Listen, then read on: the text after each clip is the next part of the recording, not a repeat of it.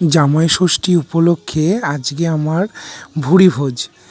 আজকের মেনুতে ছিল ভাত, পটল পোস্ত, আলু ভাজা, ডাল, পাবদা মাছের সর্ষে পোস্ত, চিংড়ি মাছের মালাইকারি, খাসির মাংস, আমের চাটনি, মিষ্টি আর দই। এই ছিল এবছরের জামাই ষষ্ঠীর স্পেশাল মেনু। এবার আমি খাওয়া শুরু করলাম। প্রথমে খেলাম পটল পোস্ত দিয়ে, বেশ মিষ্টি মিষ্টি নারকেল কোড়া পোস্ত দিয়ে এটা করা হয়েছে এবং বেশ মিষ্টি, খুব সুন্দর খেতে ছিল এটা, ভালো লাগলো খেয়ে। তারপরে খেলাম ডাল, আলু ভাজা, যেমন নর্মাল ডাল আলু ভাজা হয় সেরকম ডাল আলু ভাজা।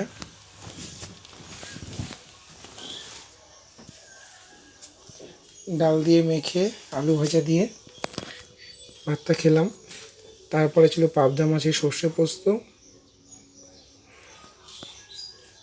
ভালো করে ভাতটা সর্ষে পোস্ত দিয়ে মেখে মাছটা দিয়ে মাখিয়ে সেটা খেলাম। পাবদা মাছের একটা সুবিধা, কাটা কম আছে, মাছটা খেতেও বেশ সুন্দর। বেশ করে মাখিয়ে খেলাম। তারপরে চিংড়ি মাছের মালাইকারি,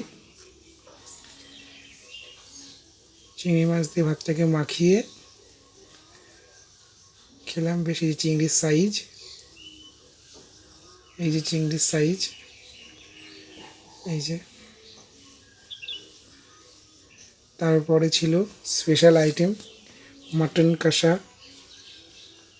আলু দিয়ে, মানে বাঙালি মাংসতে আলু মাস্ট, আলু দিয়ে মাখিয়ে।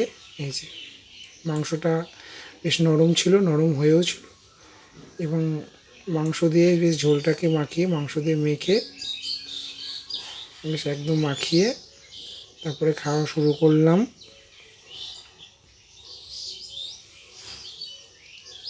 একটু ঝোল দিয়ে আলুটা চটকিয়ে নিলাম, মাংসটা ভেঙে নিলাম। নরম নরম মাংস, সে সিদ্ধটা খুব ভালো হয়েছিল। আর শেষ পাতে ছিল আমের চাটনি দিয়ে। এবারে আমার খাওয়া শেষ।